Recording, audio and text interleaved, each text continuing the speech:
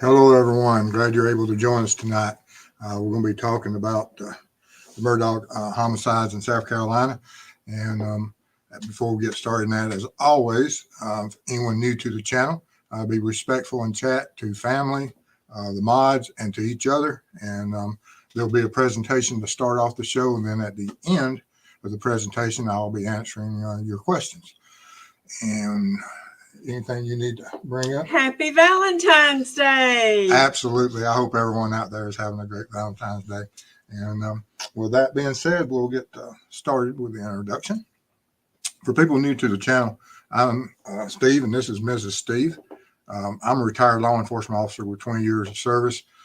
Started off my career in the jail, worked the road, went into investigations, and had all different types of training from SWAT to becoming a state certified crime scene technician, which helped my investigative career immensely.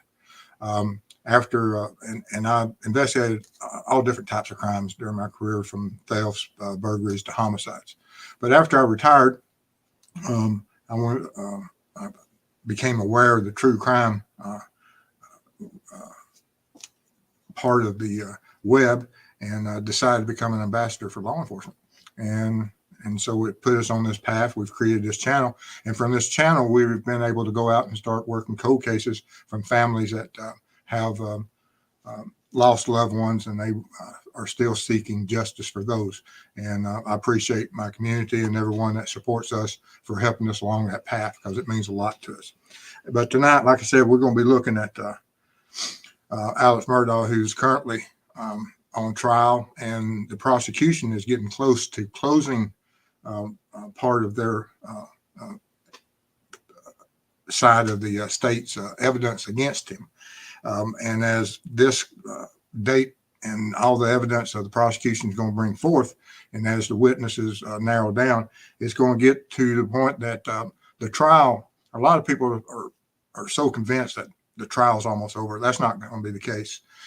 There's a lot of, we're only halfway through it, because the defense is going to be bringing up a lot of information, and they're going to be doing their part of the job of what they were hired to do, and to look further into the case and see what part, if any, that Alex Murdaugh played in the death of his wife and his son.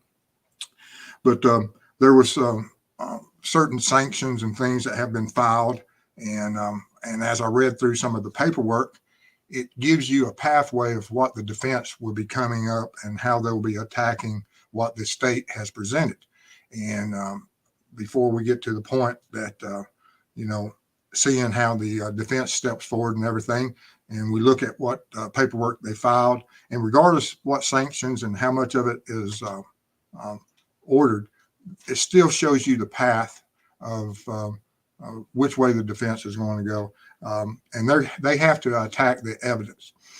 And there's really not a lot of evidence against Paul Murdaugh. The most powerful evidence that, to me, as a law enforcement officer, because if you look at the DNA stuff and everything, which we'll get more into as we look at this, but it's going to be Paul's videos, because they establish certain things during a timeline, and they establish certain facts, such as you have Alex, who says that he was in a different location than where the homicides occurred during the time of the homicides, and that he hadn't been there and wasn't with them at the kennels, which we know is not the truth, for the fact that Paul, prior to his death, was able to record and find some information, or collect the information from the video, that in the background you can hear Alex talking.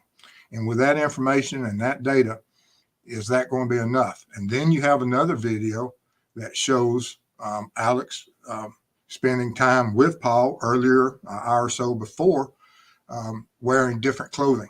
And each of these are not the one key fact that says that he is the one that committed the homicides. But it does put him in a position that he has created a falsehood. And for the fact that if we did not have these videos, I believe, my personal opinion, that without Paul's videos, since we don't have DNA of any substantial and clear evidence saying that he committed the homicide, we don't have the high velocity blood spatter. What DNA that we have is something that can be explained away from the vehicles. The gunshot residue is something that can be explained away for the fact that he handled the gun that night. Everything can be explained away, and the defense will explain that. And as in most court proceedings, if you have two equal storylines, which one do you go with? Well, in trials, when someone is accused of a crime, you have to go with the one that is more towards the part that he's not guilty versus the one that, that says that he is guilty of what of the crime. And so that's the way our court systems are, and that's the way our jurors should look at it. That if you have a choice of two equal explanations of one thing, and both of them are plausible, which one do you take? And with the court systems and the way we should judge people, you should go with the not guilty. And I believe they will do that. But the one thing that they cannot, that will have to be explained to that jury is this definition and his of how he defined where he was at during a critical time period. But this is the sanctions. Chris is in chat. Hey, Chris, how you doing tonight? Good to see you. I appreciate you being here. Appreciate everything you've done for me this past week in creating this, helping us create some content. And I love your videos. And we had a great show last night. If anyone hadn't seen the show that Chris did last night, he had me on the show, and I'd sent him some videos, and he was able to create a wonderful explanation. And we put together what we believe is a theory of how the events took place that night. And I encourage you, if you get a chance, to go and look at it. But like I was telling you, part of the defense is that they have came up with this motion for sanctions. And like I said, regardless of how the courts has or will and ordered any of these sanctions, it still shows you the path that the defense will be going after. And we've seen the defense attack the CSI and had the CSI investigator admit that they did not follow protocols during the collection of evidence that night, that once the South Carolina Law Enforcement Division, SLED, arrived on the scene, that during the photography and collection of evidence, not everything was to protocol. And so that's going to be a big thing that will set with the jurors, and they'll have to weigh that. And of course, there's other things that if you get a chance to read the 63-page document, you'll see that they're going to be going after some evidence that was destroyed by the during the processing of the evidence, such as the shirt that everyone sees Paul wearing during the interview.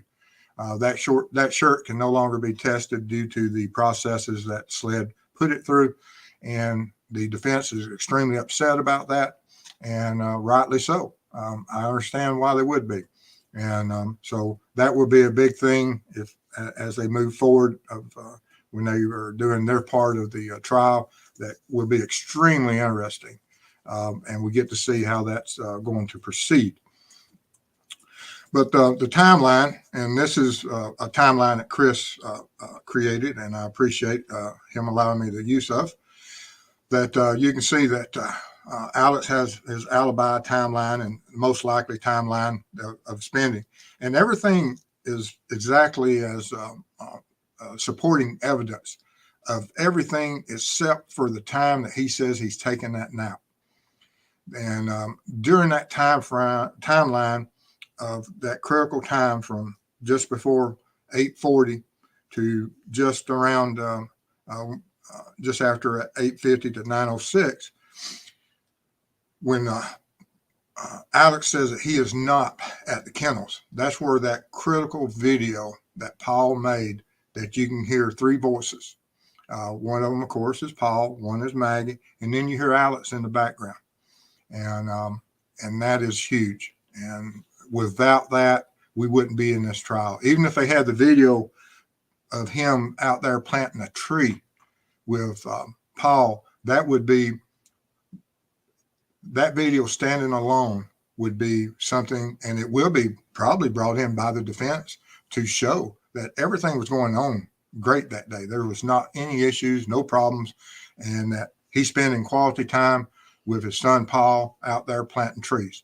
You can hear Paul laughing, and so it's exactly what families should do: is join each other and during the what time they can spend together. And even when you're listening to the Snapchat video that Paul made at the dog kennels here on the right, that during that, everyone's laughing, talking, speaking, complaining about the dog that killed the chicken. And it's just a natural day. There's nothing telling you that within just minutes of that time of a family spending or time together, that there would be two absolutely horrific homicides occurring by an individual that says he wasn't there. And without this one video, that Snapchat video, I honestly do not believe that we would be here. And is that one video going to be enough to carry the jury to a conviction? Because, you know, the state has brought in all the financials and everything, and that he's under hardship. He's at wit's end of what he's going to do. He doesn't have the money to pay. And is that enough to convict someone that just being under the burden of all those financials? And but like I said, this video is going to be the key part, in my opinion. And if y'all have a different opinion, absolutely let us know. I look forward to that, and but let us know in the comments. But from the crime scene of the spread of the evidence that they collected for the and with positions of where Paul was and where Maggie was, if y'all watch the video from Chris's show and from I have some videos on it, we tried to create as clear a timeline of what we thought the events were as the offender, and if it is Alex, as he moved through the crime scene, of how Paul was first shot inside the feed room, came to the door, and there was that, here's the feed room. You can see halfway back in it, on the floor, you can see a blood pattern, and tracking that blood pattern as he moved forward. And when he gets to the doorway, there is a, let's see, this is where he's standing in the doorway. And on my left here, I created a mannequin with ballistic gelatin and infused it with synthetic blood, and shot the mannequin. And of course, it absolutely created a misting effect and did exactly what I told you. Destroy water in front of the mannequin. And with Paul, it did the exact same thing. That when it struck him, it catastrophic injury that caused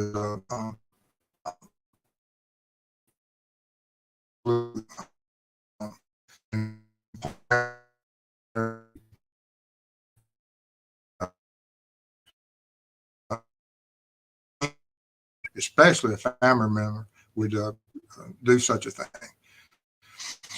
And what happened with Maggie is exactly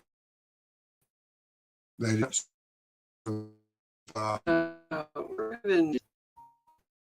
Uh-oh.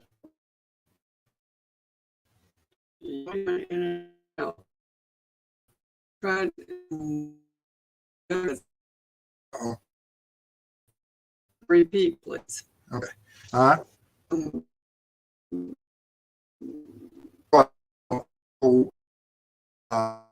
Out, and I'll come right back in. I was out.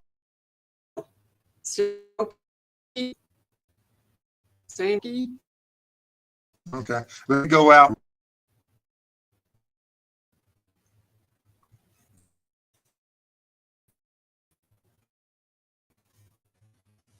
All right. You want me to go out or not?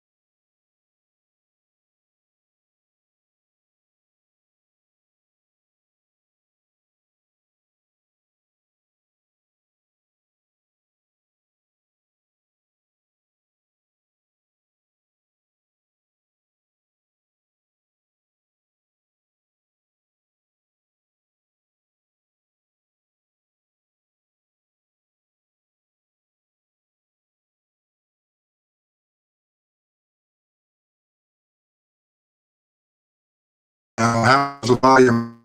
The volume. So just let us know.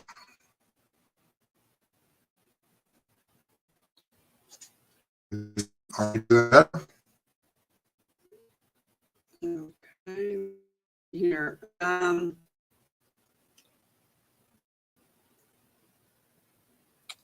Give us one if you can hear it. Can you hear? All right, I'm waiting on Molly. Let's see here. How about now? Is it still? Yep, audio is messed up and your visual is non-existent. Still breaking up. No, here we go. We got one. Oh. I've got two. Are we better? Are we better now? Woo! It appears that we are. All right, guys. Appreciate that. Sorry for the issues there. All right. Let's see if we can get back into the show now. For whatever reason, that happens sometimes, and we have no idea. Okay. All right.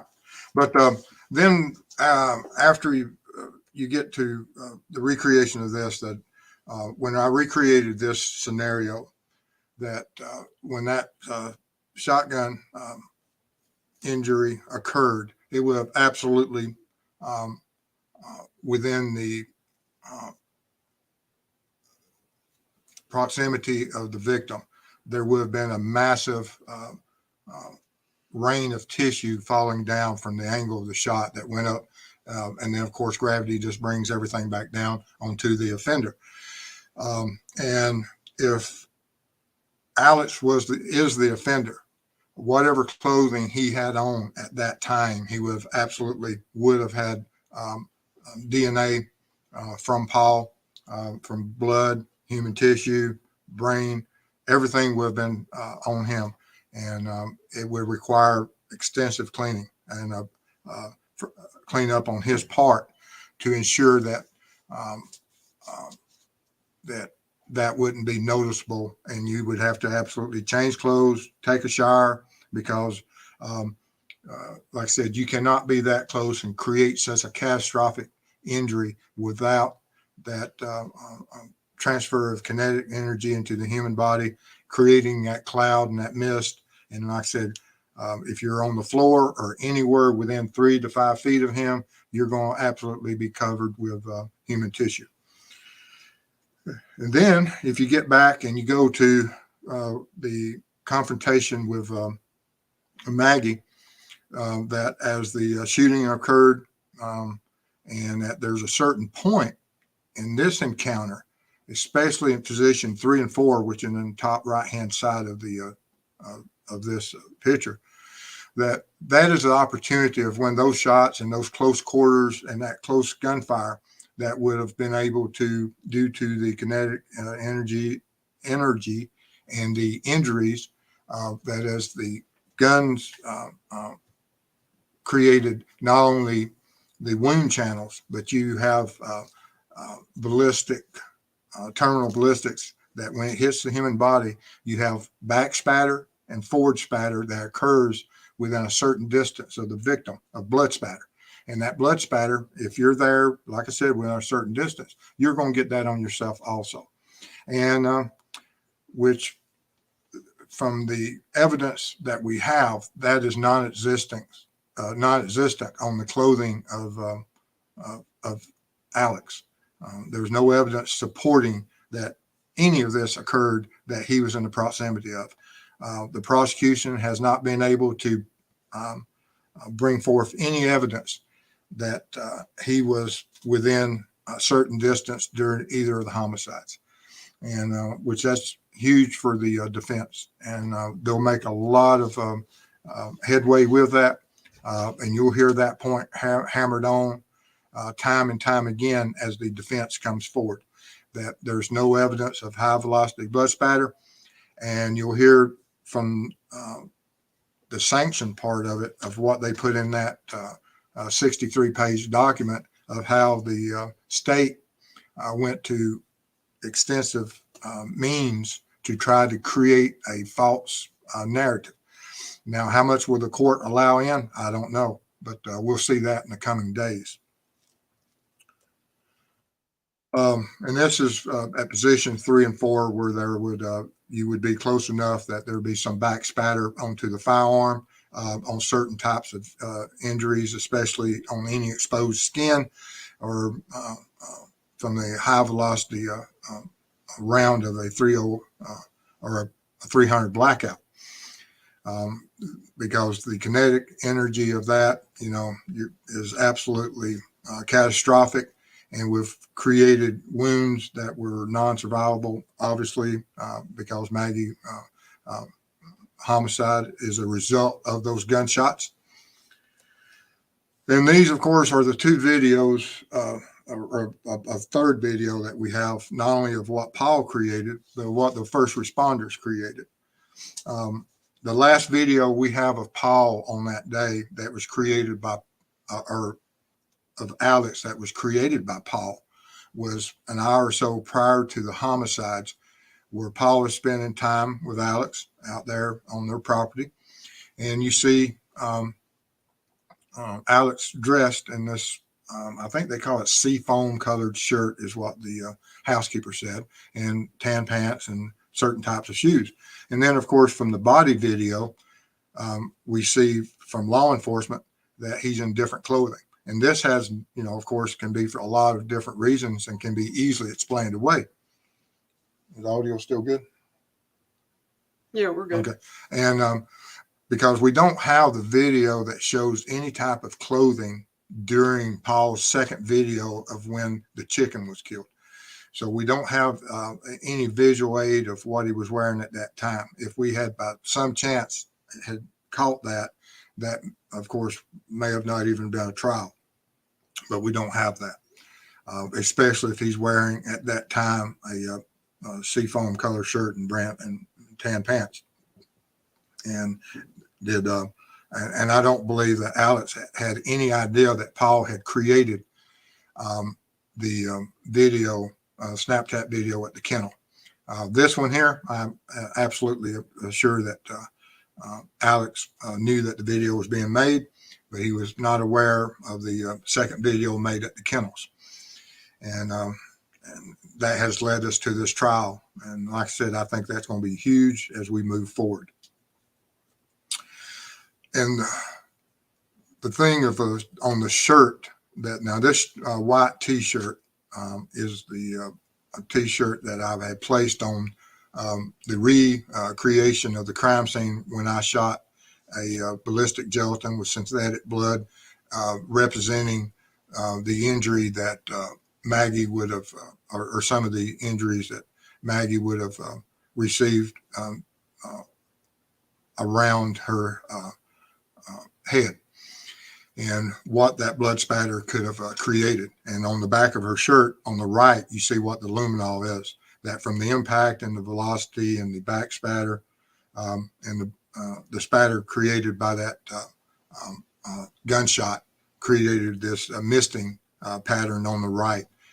These dots are about the size of the head of a straight pin. They're extremely small, but they're when you treat it with luminol and in total darkness, this is what the blood spatter looks like on the back of the shirt. Because when I recreated that scene, I put the mannequin face down, stood in front of, and fired one shot at around 2 feet and created this blood pattern. Then also, when I was doing Paul's recreation, I had a Tyvek suit on, which I call my white Yeti suit, and put it on. And I recreated a smear pattern transfer of where Paul said that he would have, he checked for a pulse on both Maggie and on Paul. And that if he had touched the bloody surface and then had touched his shirt, you might not really be able to tell that's really blood. You might see a slightly stained reddish brown, but it's not always like what you would think a blood pattern looks like. But when you hit it with luminol, you can clearly see the fingerprints. And then actually under the luminol over to the sides of it, you can look in there and you'll see some of those high velocity blood spatters that were also that occurred when I made that gunshot, because it's the same Tyvek suit that when I laid on the ground under the position to create that acute angle that caused the catastrophic head injury to Paul, that as the mist rained down on me, and part of that mist would be these small high velocity blood droplets. And you can see them in this. But now if I took pictures of the whole suit, the suit's just absolutely covered with them from head to toe. But I wanted to present this in this way to try to tell and explain my concerns about the case. What weight will the jury put on that video of where, and how will Alex explain away that his nap time didn't occur and he actually was at the kennels? And he's going to have to overcome that mountain of evidence. And what will his story be, and how will he get it conveyed? If he doesn't take the stand, that video's there. But if he does take the stand, there's great dangers in it. And I doubt that he will take the stand. He's an attorney and he knows. But then again, he may think that he is far superior and able to take the stand due to his trial experience. So that's still up in the works, and I don't know which way it will go, but I'm looking forward to it. I hope he does take the stand. Absolutely do. Because that whatever his answers are, he's going to have to clarify it. And there's only one way he can, and that is by taking the stand, but I don't know if he will or not. But with that being said, we got any questions? You do. Let's see here. Alrighty, and the first one is verbal judo. Question: did SLED arrest in the darkness purposefully, Mr. Steve, sir? I felt scared for that officer. During this part of the investigation, it's not really arrest. When you get there, you're talking to actually a complainant. He is married to the victim, but he is the one that made a complaint and alerted authorities of a double homicide. There's not an arrest right here. Now, is there are they going to detain him? Absolutely. But it's not an arrest. They interviewed him. There's an attorney on site. He's an attorney. Everyone knew their parts that they were playing that night. He wasn't officially arrested at any point, I think, until October on another charge after a release from a rehab. But then he was indicted on on this homicide. And so during this initial conversation, it's not really an arrest. But that's part of the job. As a responding officer, you get there. Sometimes the offender's there. Sometimes you know he's the offender, and sometimes you don't. But you have to treat them, and that's part of the job that these officers take.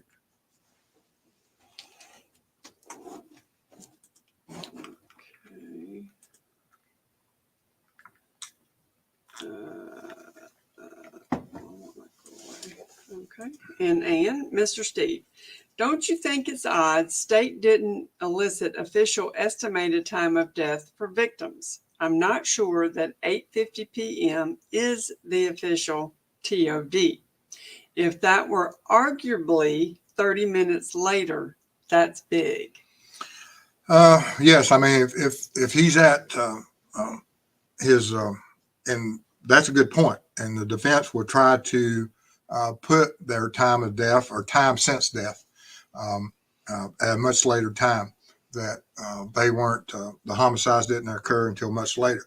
And of course, the defense would try to extend that so that not only is Alex at the kennels, he's not even on the property. He has mothers when the homicides occur. And I expect the defense to try to do that. And Purdue RN, Mr. Steve, where did he hide his clothes? Well, it'd have to be somewhere between either he transferred them to someone else that assisted him, such as anyone that he had relations with since then, because there was another occurrence that occurred, and was there some type of conspiracy? And did he meet up with someone? That is a possibility, because we have some times that the vehicle were stopped on the way to his mother's. But it would have to be between those 2 points, and hopefully with some technology, because I believe they got some GPS locations along the way, and that might explain some of the possibilities. And Kristen behind the crime door says to check your email. All right, thank you. Whoops. Oh yeah. With that being said, after this show, I'm going to be on Kristen's show. So, if y'all would just follow me over there, if you got some more questions, and they're looking at Delphi. Today is the anniversary of the death of Olivia and Abby, of them being found, and so we have to also seek justice, and on that case with Richard Allen. Oh, okay. And Ruth Davis, on last chat with Mob Crew, you said there was biological evidence on another type vehicle in the area that was not tested. If it was collected, could it still be evaluated? Yeah, I don't know if it was tested or not, but my understanding was that there was biological material found on the four-wheeler, and there would be biological material throughout that crime scene. Every time that a gunfire or injuries occur, you have blood spatter. Is it discovered? Sometimes not. But and then whenever you have a pass-through injury, that can also create a lot of different types of tissues and biological fluids and blood to be spread across the crime scene. Not only that, but once that injury, and as the heart pumps, it creates a blood trail. And once it starts getting on the surfaces such as ground, or if it's some type of, she suffered a wrist injury, which at some point that occurred, I would expect that if she was still able to defend or fight or move her arms, you would be creating cast off due to that arm injury, because as you flail that injury, every time the heart pumps, it puts more blood out, and it's quite easy to cast off blood in different areas, and including onto your offender. If she was close enough and she had that arm injury and she made contact with the offender, there would be a direct transfer onto that offender of any type of her DNA in her blood, and I expect that is highly likely. All right. What's going on? Two things. Dilly Pickles and Josh the Posh gave $5 memberships apiece. Thank y'all. I appreciate y'all's Thank y'all support. so much. It means a lot to us. Happy Valentine's Day to the new ones. Absolutely. Thank you. But yes, it could still, if it's properly, any biological materials that's collected, if it's collected properly, it can be tested at any time. And Dave wants to know if I'm going to Kristen's. Probably not. Yes, I'm going to have screaming dogs by that time. So I go hold the pups while Mr. Steve goes to Kristen's. Yeah. But appreciate it. Yes. Let's see here. I've got one dog that's already past 30 minutes, and I can't believe she's already not screaming. So there you go. All right. And Ann, Mr. Steve, thing is, I can see the viewpoint of, okay, no question the victims were violently murdered. But what of all this crime scenes carnage linked to Alex? And that's the scary part. There's nothing other than that one lie, and he is at and near the crime scene within just minutes of, and he denies that and says that he's somewhere else and he was not at the kennels with him. And so, you know, there, like I said, that's going to be the major thing. Which way is the jury going to go with that? How much weight are they going to give that video? Because other than trying to say that the financial crimes is the cause of it and the motivation, there's no physical evidence putting him there. You got missing guns that's not in his possession that we know of. Everything is just that you have to put all the pieces of the puzzle together to get probable cause, and along with his lie. Josh the Bosh. Thank you. I got my True Crime Web T-shirt today. Happy on Oh, Valentine's. thank you. You got it on Valentine's. Excellent. That's awesome. All right. Appreciate your support, sir. Yes, he does. All right. So let's see here. And I think I already did that one. And then Donna Lena, Mr. Steve, do you have a firm opinion on the guilt or innocence of Alex M? Can you share your opinion? Well, I was in law enforcement for a long time, and I always support the law enforcement's perspective. But we also have to respect the Constitution, and he's presumed innocent until proven guilty. Would he even be in trial without this video? I do not believe so. And they may have always been a question in public. Have they, without that video, right now, I can't get past the video, but that's due to my personal opinion of speaking with suspects and seeing that we have an individual that lied and said, I'm not at the crime scene.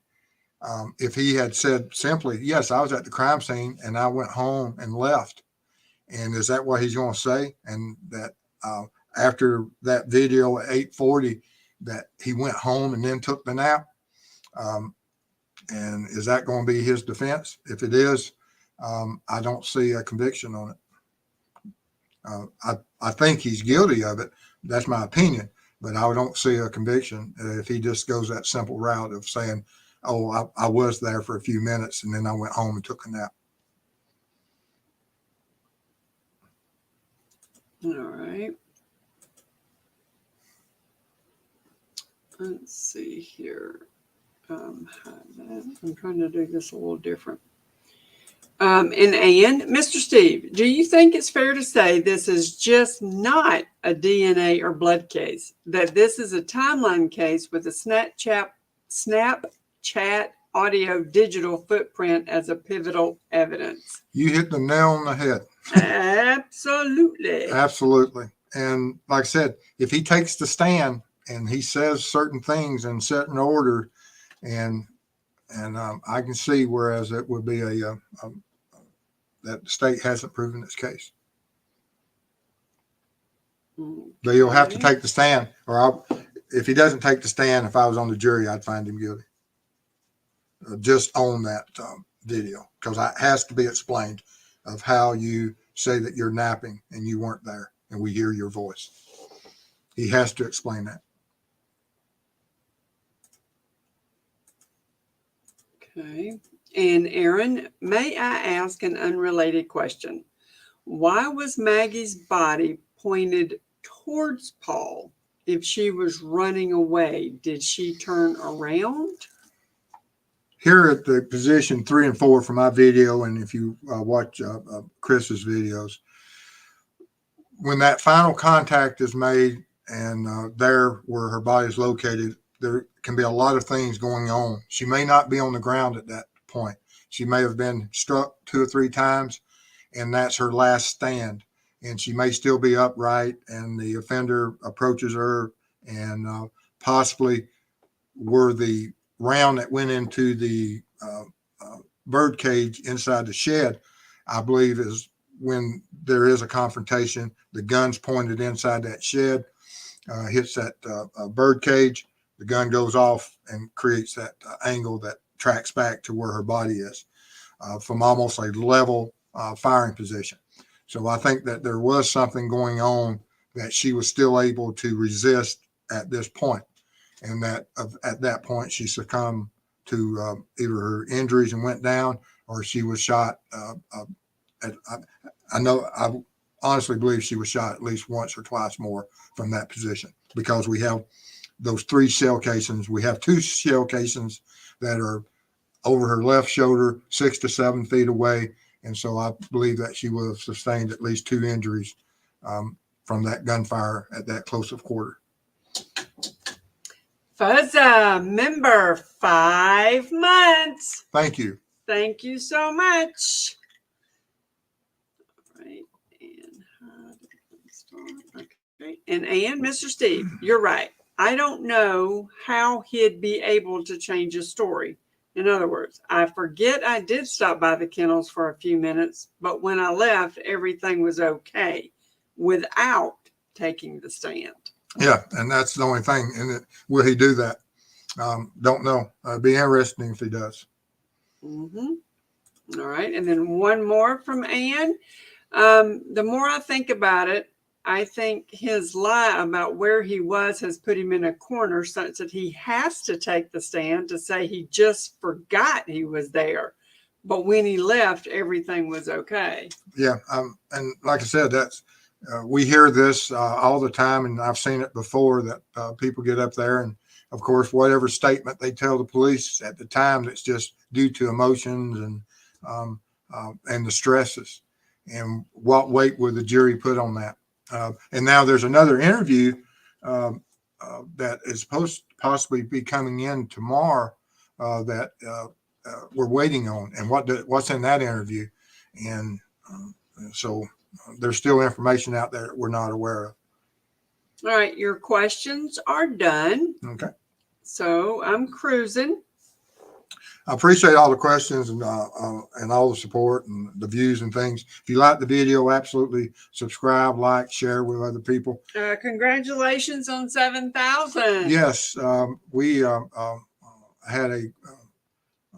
did a lot of hard work this week, and I appreciate all the views, and I appreciate Chris helping on that, because we still are processing 3 or 4 more videos, and I've still got another day of testing of some stuff that we're going to be putting out in the next few days, and which I couldn't do alone. And I owe the mob crew and Chris a big thank you for assisting me on this, because it's a huge project and I couldn't do it by myself. All right, let's see here. Dennis Williford, 19 seconds to check 2 bodies, turn Paul over, mess with his phone, and no blood. And when I set up that, good. when Chris suggested I set that scenario up, and I went up there and we did this, I couldn't do it in 19 seconds. I was barely able to do it in twice that time. And I didn't even put in the part about touching his phone. I forgot about that. And so if I had included the touching of the phone, that would have been another 3, 4, or 5 seconds, because Alex says that the phone popped out, he picked it up, and he immediately put it on his back. But that was still took a couple of 3 seconds. And the fastest time I could do is that when I got out of the vehicle, and it makes no sense that you get out of your vehicle and you pass the love of your life, the mother of your children, and go to another location, and you walk right past your wife. Makes no sense. And but I reversed it, and I did another timed event of stopping and checking on the mannequin representing Maggie first, and that only took about 3 seconds off of the total timeline. So there's really only about 3 or 4 second difference, regardless of which mannequin I checked on. Which I found interesting. Now, I had another individual up there with me that was half my age. He actually is half my age. And he was able to run the timeline and get it down to that 19 seconds. But he was put under force, and I told him he could only spin a 5 count checking for pulse to go. And, of course, he rattled it off. He's young. He's energetic. And he popped from one mannequin to the other, and he was able to meet that 19 seconds. But he came back, and he told me, he said, I do not feel comfortable with that timing, for the fact that not knowing anything about medical, would I be able to find a pulse on a victim in 5 seconds, or a 5 count? It wasn't really a 5 second. It was probably about 3 seconds, because it was just 1, 2, 3, 4, 5. and he said that he wouldn't feel comfortable doing that, that he would have spent a lot longer feeling for a pulse, which I found very interesting. Kristen Cure, $5 super sticker. Thank you for your support. Thank you so much. Kimosabe, I love the name. That's a name from my childhood. Thank you for your support. So we appreciate it. All right, let's see here. I found 2. Now I got to go see if I can find them. Okay, I did the 19 seconds, right, to turn the lights and all that. Okay, so I did that one. Okay. SSS. He can't say he went home and took a nap because he was at his mom's house 35 minutes later. Yes, and I don't know how he'd be able to change his story, but we'll see. And we've seen stranger things on other cases where people change their stories, and we just have to see how the jury evaluates it. All right, and Dilly Pickles. I just rewatched the second video, and the agents asked him twice about AM being adamant that he didn't see them between eating and after coming back from his mother's. Believed they had Paul's video. Mm-hmm. That makes sense. Yeah. Yeah, absolutely. Yep. Okay. Let's see here.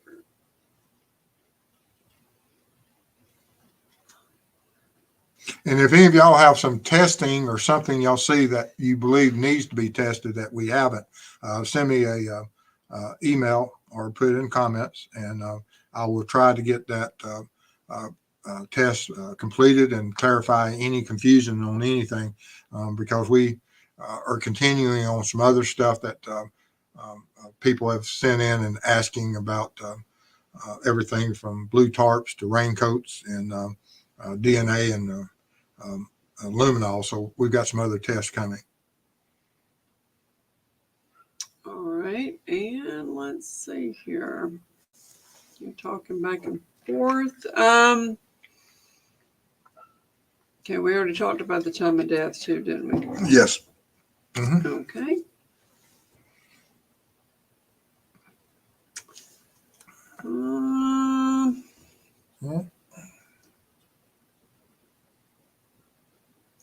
Well, it looks like I guess that's it, y'all. Well, guys, I'm going to be going on Christian shows in just a few minutes, so this gives me a nice little break to go and get me another cup of hot coffee.